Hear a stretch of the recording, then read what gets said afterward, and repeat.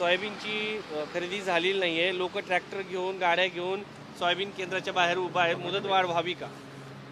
सगळ्यात महत्त्वाचं मुदतवाढ जरी दिली होती पण अद्यापपर्यंत ज्या पद्धतीने सोयाबीनची खरेदी होणं आवश्यक होते ती झालेली नाही. त्यामुळं माझी तर मागणी आहे की मुदतवाढ मिळाली पाहिजे, भेटलीच पाहिजे. त्या बाबतीत मी आज संबंधित मंत्री महोदयांना पत्रसुद्धा देणार आहे. कारण मुदतवाढ झाली पाहिजे. आज पण ज्या खरेदी केंद्र आहे त्या खरेदी केंद्राच्या बाहेर अनेक ट्रॅक्टर असू गाड्यांच्याद्वारे तो माल त्या ठिकाणी आपल्याला पाहायला मिळत आहे. पण मुदतवाढ ही मागच्या वेळी दिली होती ती 8 दिवसांची दिली होती. टोकडीमुळे तो मुदतवाढ वाढत नाही का? 8 दिवसाच्या मुदतवाढीने काही होत नाही. कमीत कमी 1 महिन्याची मुदतवाढ दिली पाहिजे. तुम्हाला शेतकऱ्यांना द्यायचं आहेत ना तर जरा मोकळ्या मनाने दिलं पाहिजे. 8 दिवसाची मुदतवाढ म्हणजे 8 दिवस तुम्ही जाहीर केल्यानंतर 2 दिवस तर लोकांना माहिती होण्यात जातात. 2 दिवस माहिती होऊन गेल्यानंतर राहिलं की ते 5-6 दिवस राहतात. त्यामध्ये मध्ये एखादी सुट्टी आली तर 4-5 दिवसात काय होणार आहे? सरकार शेतकऱ्यांना व्यापाऱ्याच्या दारात नेऊन उभा करण्याचा प्रयत्न करत आहे का? आता जर हा सोयाबीन खरेदी केली नाही तर शेतकऱ्यांना व्यापाऱ्याकडे जावं लागणार आहे, कमी भावात विकावं लागणार. सोयाबीन खरेदी जर झाली नाही तर शेतकऱ्यांचं मोठ्या प्रमाणात नुकसान होणार आहे आणि शेतकऱ्यांना व्यापाऱ्याच्या दारात हेलपाटी मारावं लागणार आहे. पण आज त्या बाबतीत मी संबंधित मंत्री महोदयांना माझं पत्र देणार आहे. तुम्ही यापूर्वी आंदोलनं केलेली आहेत, कांदा असेल, इतर प्रश्न दूध असेल, सोयाबीन असेल, या बाबतीत काय आंदोलनाचा इशारा तुम्ही देताय का राज्य सरकार किंवा केंद्र सरकार? शेवट शेतकरी हा महत्त्वाचा असतो. शेतकरी राजा हा अन्नदाता आहे आणि तो अन्नदाता जर सुखी राहिला तर देश सुखी होणार आहे. त्यामुळे आमची नेहमी भूमिका आहे शेतकऱ्यांच्या पाठीशी, शेतकऱ्यांच्या बरोबर राहिलं पाहिजे. मी सुद्धा संसदेत आल्यानंतर पहिला प्रश्न दूध आणि कांद्याचा मांडला होता, सोयाबीनचा मांडला होता. काल परवासुद्धा अधिवेशनामध्ये मी शेतकऱ्यांना हमीभाव मिळाला पाहिजे, अनेक अशा दुधाची दरवाढ झाली पाहिजे या बाबतीतच्या मागण्या केल्या होत्या. तुम्ही मागण्या केलेल्या म्हणताय. मागच्या वेळी आम्ही आधिवेशनाच्या काळात तुम्ही आक्रमक बघायला मिळाले होते.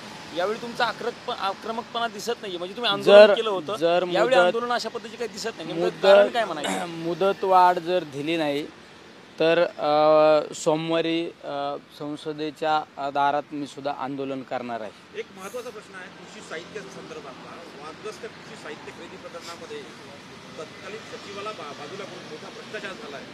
डी राधा या त्या आय एस अधिकारी आहे, त्याची तडकाबडकी बदली करून वादग्रस्त कृषी साहित्य खरेदी करण्यात आलं. व्ही राधा हे जे अधिकारी आहे हे अतिशय चांगल्या पद्धतीने काम करणारा एक अधिकारी आहे. त्या अधिकाऱ्याने केंद्रामध्ये सुद्धा अनेक मंत्र्यांबरोबर अतिशय पारदर्शक काम केलेलं आहे. त्या अधिकाऱ्याला बाजूला ठेवण्यामध्ये काय इंटरेस्ट ही सगळ्यात महत्त्वाची भूमिका आहे. त्या अधिकाऱ्याला बाजूला करण्यात काय कोणाचा इंटरेस्ट आहे आणि कशासाठी आहे हे सर्व राज्याला माहिती आहे. तुम्ही वेगवेगळे पत्र लिहिले शिक्षकांप्रती वेगवेगळ्या गोष्टी सबमिट करणाऱ्या मंत्र्यांना काय नेमकं? माझ्या रिटायर शिक्षकांच्या काही मागण्या आहेत. त्या रिटायर शिक्षकांच्या मागण्याच्या बाबत विशेष करून अर्थमंत्री निर्मला सीतारामन यांच्याशी त्या पत्राचा संबंध येतो आणि आदरणीय पवारसाहेबांच्या माध्यमातून ती मीटिंग लावण्याच्या बाबतीत मी आदरणीय पवारसाहेबांना आत्ता भेटलो. दुसरा विषय आहे की माझ्या जायकवाडी जो प्रकल्प आहे, पैठण, शेवगाव, आमचा नेवासा त्या भागामध्ये मच्छीमार बांधवांचा जो विषय अनेक दिवसापासून, वर्षापासून जो नेहमी एक टांगती तलवार म्हणून आमच्या मच्छीमार बांधवांना ते जाणवतं, ते म्हणजे इको सेन्सिटिव्ह झोन असताना सुद्धा तिथं सौर प्रकल्प करण्याचा सरकारने जो घाट घातलेला आहे त्या बाबतीत माझी मागणी की तो सौर प्रकल्प झाला नाही पाहिजे. कारण लाखो लोकांवर उपासमारीची वेळ येणार आहे. त्या बाबतीत सुद्धा मी संबंधित मंत्र्यांना भेटणार आहे. रेल्वे प्रश्नासंदर्भात तुम्ही भेट घेतली होती, त्याचा सर्वे झाला आहे का? कुठपर्यंत काम आलं आहे? रेल्वे प्रश्नाच्या बाबतीत मी मागच्या अधिवेशनामध्ये मंत्री महोदयांना पत्रव्यवहार केलं.